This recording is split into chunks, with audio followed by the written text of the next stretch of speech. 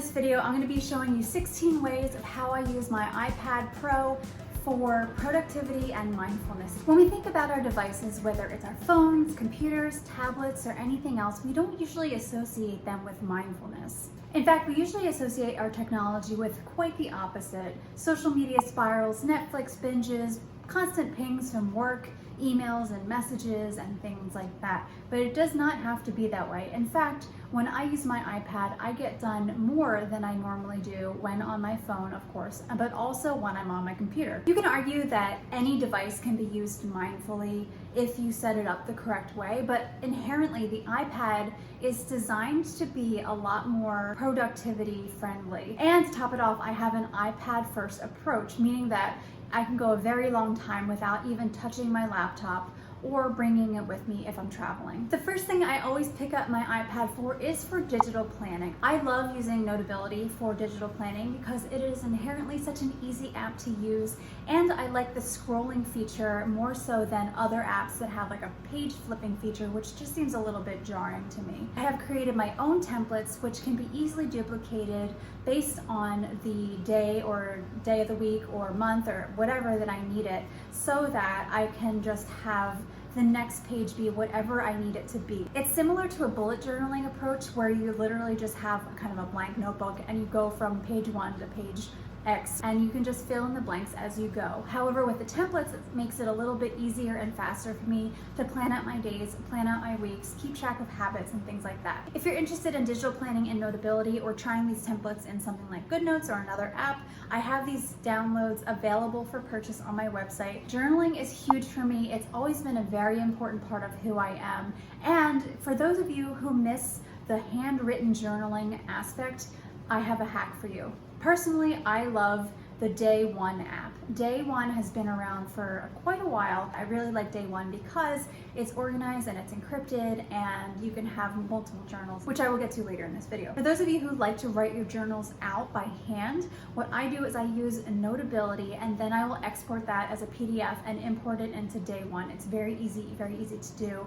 And you'll still get those notifications from Day One saying, you have 3 journal entries from this day in previous years. So it's just a really cool way to be able to revisit where you were in years past. The other thing that's really important to me with journaling is keeping track of milestones and things that my kids say. Only because if you have kids yourself, you know the things that come out of your kids' mouths are such absolute gold sometimes that you just want to keep a record of it. So I have a separate kids journal within Day One where I will input voice memos, whether they were singing in the shower or something really silly, or if they said a quote that I want to remember, and then I'll get reminded of it later on because of Day One's functionality for that.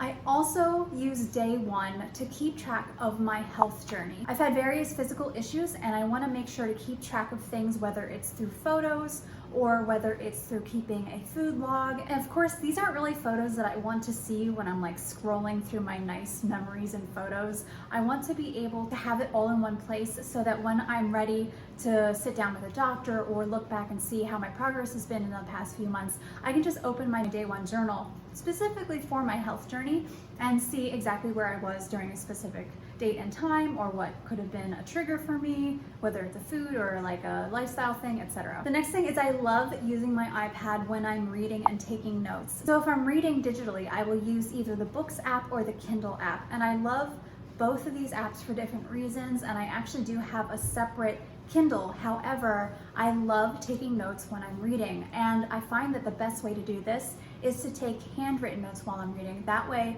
I won't be as compelled to write down quotes verbatim from the book. I will be forced to kind of synthesize the notes as I go so that they become more concrete for me, and so that when I'm ready to use that as a resource for something that I'm writing or creating, I can just take my version of the note so that it becomes a little bit more of my own. I take those handwritten notes in Notability and then I will export it when I'm completed with the book and synthesize it. And that takes me to my next thing. When I'm synthesizing my notes, and this is still something that I am working on, fitting it into my routine, but being able to take individual notes and make them into the slip box method, also known as the Zettelkasten method, has been really pivotal, because that way you have these floating blocks of notes that you can use for anything, anywhere, and you can sort them based on the topic that they're about, the relevance they might have to a project, etc., without having to go through sheets and sheets of notes at a time. Every piece, every note, every bullet point that you take while reading something or listening to something becomes its own thing, its own entity, which is really cool. So I keep track of that in Notion. The iPad is also amazing for writing, and no, it hasn't always been like this for me. I would always have to get my laptop out, put up the screen, start typing, and that would be my happy place for my writing. However, since I bought the keyboard, the Folio keyboard, it is such a nice writing experience. I love writing on it. Plus, because the iPad tends to be a little more geared towards monotasking, it is just a wonderful writing experience. I can do it anywhere, anytime, and I don't need an internet connection. And usually when I'm writing, I will write either in Apple Notes or Notion. I have historically only written in Apple Notes simply because it's so quick and easy to use. However, I want to create a content library within Notion so that it's cross-referenced in a database. But yeah, I love writing in either one of those apps, and it is just such a wonderful experience. The other thing that's really cool about writing on the iPad is you can use split screen, and you can have your references on one side and your new draft on the other side, or you can even have an old version of the draft on one side and your edits on the other side. It's just a really fantastic way to research and write and edit, etc. I will also use my iPad for publishing, and this becomes a really important thing when I'm publishing writing pieces on Twitter in a Twitter thread, or when I'm posting to Instagram through Planoly, because then I'm less tempted to scroll through everything just because there's a little bit less screen real estate. I'm not going to be distracted by pop-ups here and there, and I definitely will not ever put Instagram on my iPad. For project management, Notion is my go-to right now. I'm working on making it truly my second brain for everything that's in working status. So whether it's stuff for my 9 to 5, whether it's things for my business or my YouTube channel, or for clients that I may have, that is where everything goes. And it's so flexible because you can have Kanban boards, you can have lists, you can have checklists, etc., and you can share the pages with people. It's just such a great tool for project management.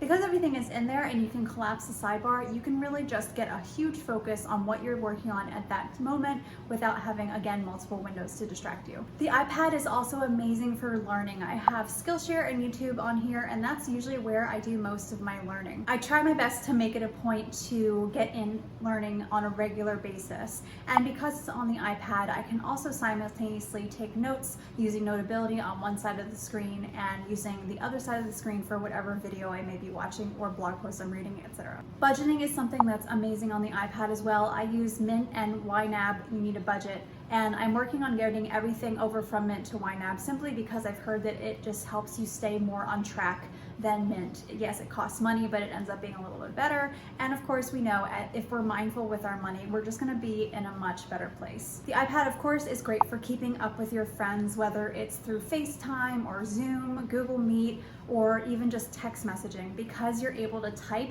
instead of sitting there and hunting and pecking for the keys on your phone. It's just going to be a much better tool. Plus, if you configure your settings correctly, you will only have to go into your Messages app when you want to, and you're able to have a meaningful conversation or reply with intention, because that is literally going to be the only thing that you're doing on the iPad. On the iPad, I also have music apps, which are Spotify and Sonos. Spotify I will use directly in the app and use headphones so that I can listen to music that's perfect for focus. I have a instrumental playlist that I love, and I will use Sonos throughout the house if I have no one else home, and I can play music in the room without having to worry about bothering anybody. In terms of the apps I use to manage my business, I will use things like Slack and Files and Google Drive and of course Gmail. So all of those apps working together, along with the ones I already mentioned like Notability for digital planning and Notion for project management, I use all of these on my iPad, and I don't have to go into my computer to access these. For art and lettering and creativity, I have Procreate. I love Procreate. It's an amazing tool. I